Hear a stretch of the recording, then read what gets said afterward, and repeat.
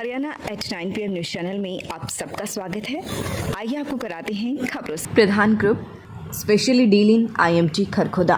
Contact us 9355500009 9643971000 765002700 www.pradhangroup.com। प्रदेश सरकार द्वारा जिन वृक्षों की आयु 75 वर्ष से अधिक हो चुकी है या 75 वर्ष हो चुकी है, ऐसे वृक्षों के मालिकों को 2500 रुपये सालाना पेंशन देने की योजना शुरू की गई है।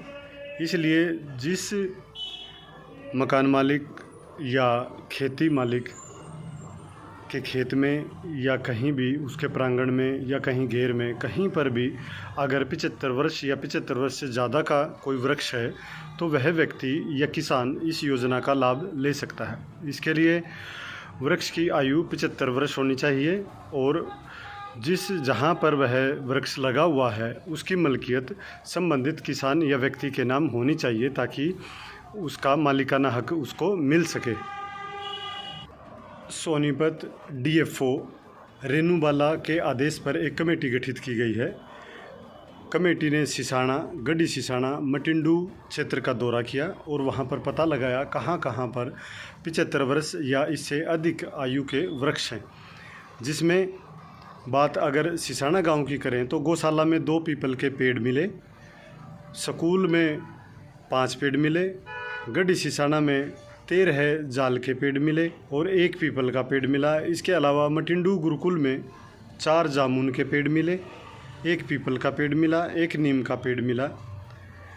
इस अवसर पर जो वन विभाग की तरफ से भगत सिंह, नवीन कुमार, पंकज व गुरुकुल मटिंडू से गुरुकुल के जो कैप्टन से ही सतीश, वेद प्रकाश, संतलाल, नवीन, भले सिंह आदि वहां पर उपस्थित रहे और वन विभाग के अधिकारियों ने स्कूल व अन्य विभाग की जगह में जो वृक्ष लगे हुए थे उनकी पैमाइश करी। सरकारी जो स्कूल है सिसाना का उसमें मास्टर जितेंद्र द्वारा पैमाइश करवाई गई। प्रदेश सरकार पर्यावरण को ध्यान में रखते हुए एक विशेष योजना लेके आई है जिसमें वृक्षों की भी पेंशन बनाने की योजना है। वृक्षों को सालाना 2500 रुपये पेंशन देने की योजना है। पेंशन उस व्यक्ति को मिलेगी जिसकी एरिया में, जिसकी मलकियत में वह वृक्ष लगा होगा। वृक्ष की उम्र 75 वर्ष या इससे अधिक होनी चाहिए।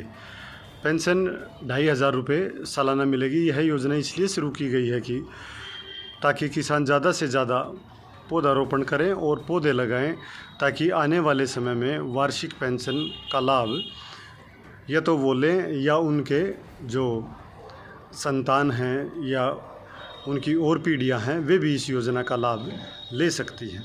48वीं राष्ट्रीय साहसिक कार्यक्रम हरियाणा स्कूल शिक्षा परियोजना परिषद के तत्वाधान में राष्ट्रीय साहसिक संस्थान कृषियांग दार्जिलिंग पश्चिम बंगाल में आयोजित किया गया, जिसमें हरियाणा प्रदेश के PM श्री विद्यालयों के 106 विद्यार्थियों ने भाग लिया। इस कार्यक्रम में PM श्री राजकीय वरिष्ठ माध्यमिक विद्यालय खरखोदा के 4 विद्यार्थियों का चयन हुआ। 12वीं कक्षा के छात्र नितिन कुमार, रोहित कुमार, सोहरब, निशांत और एस्कोर्ट अध्यापक देवेंद्र ने इस राष्ट्रीय कार्यक्रम में अहम भूमिका निभाई। अध्यापक देवेंद्र ने टीम लीडर का कार्य करते हुए इन सभी विद्यार्थियों का नेतृत्व किया। अध्यापक देवेंद्र ने बताया कि इस 7 दिवसीय साहसिक और हिमालय प्रकृति अध्ययन शिविर का उद्देश्य विद्यार्थियों को ऐसा वातावरण प्रदान करना है जिससे उनका सर्वांगीण विकास हो सके।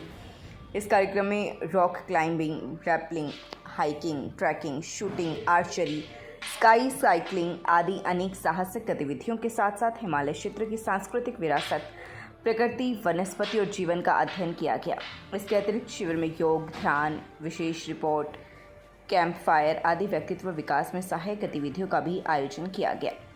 इस शिविर के समापन के बाद विद्यालय में पहुंचने पर प्राचार्य निर्मल धनेरवाल ने टीम के सभी सदस्यों को सम्मानित किया। उन्होंने बताया कि मेहनत से ही कार्य सिद्ध होते हैं। सर्वांगीण विकास के लिए साहसिक, सांस्कृतिक व प्रकृति अध्ययन जरूरी है। रोते बिलखते हुए शरणार्थियों को पुलिस ने किया परिजनों के हवाले। खुशी का ठिकाना नहीं रहा, लेकिन आदत नहीं सुधरी तो परिजन फिर किसी नशा मुक्ति केंद्र में दाखिल कराने को मजबूर होंगे। नशा कितनी बुरी चीज़ है जो नशेबाज की खुशहाल जिंदगी को बर्बाद करने पर तुल जाता है। 37 लोग नशा मुक्ति के लिए खरखुदा नशा मुक्ति केंद्र में एक साथ सीएम फ्लाइंग के सामने आ गए, जो यहाँ से छुटकारा पाने और अपने परिजनों से मिलने के लिए बेताब थे।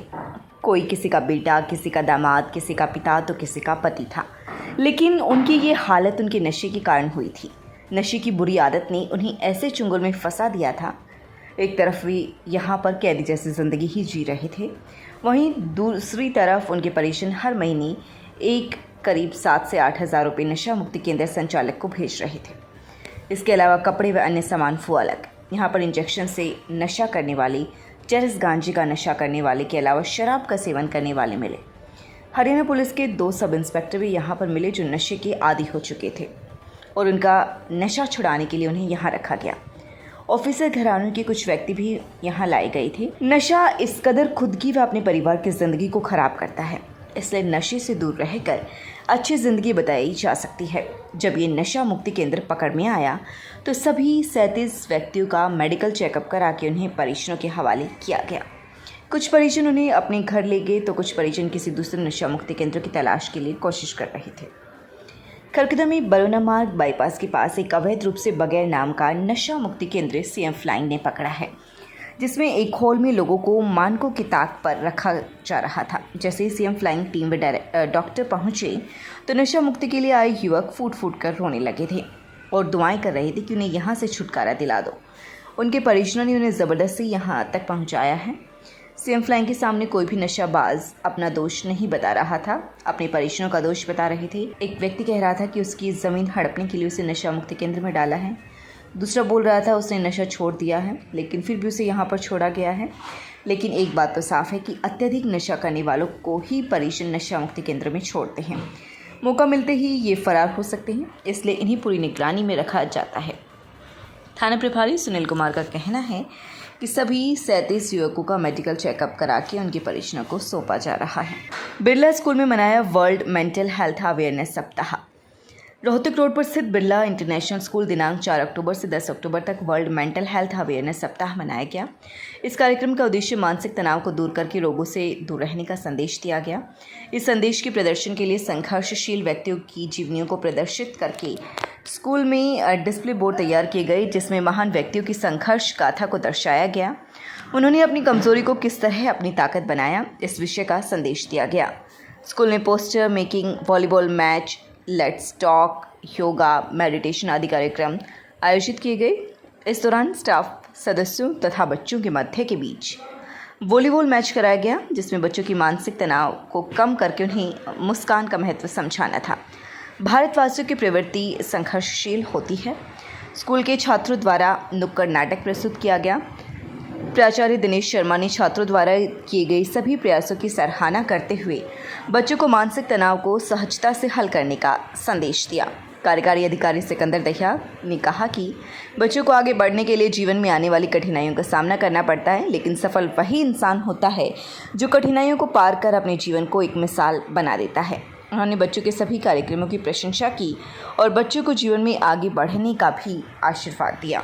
उम्र के हिसाब से जो सफ़ेद मोतिया होता है उसका इलाज होता है, हम आँखों में ऑपरेशन करते हैं, लेज़र मशीन से ऑपरेशन होता है। आँखों के अंदर से हम सफ़ेद मोतिया निकाल देते हैं और उसके बाद आँखों के अंदर हम एक लेंस बिठा देते हैं।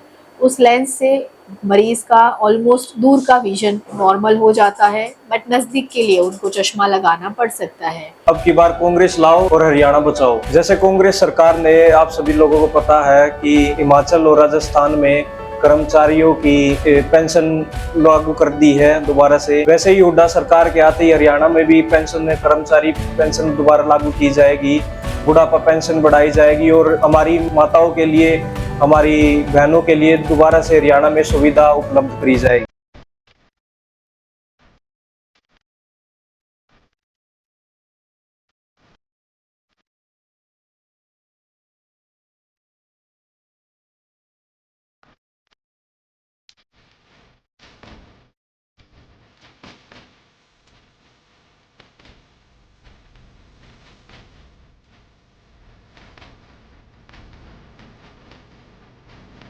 बच्चों के चहुमुखी विकास के लिए प्रताप स्कूल खरखोदा का चयन करें ताकि आपके बच्चे संस्कार, शिक्षा, टेक्नोलॉजी, खेल, स्वास्थ्य एवं सांस्कृतिक गतिविधियों द्वारा विदेशों में तिरंगा फहराते हुए इंजीनियर, डॉक्टर, लेफ्टिनेंट तथा राजनेता बनकर देश एवं विदेशों में उच्च पदों को सुशोभित कर सकें।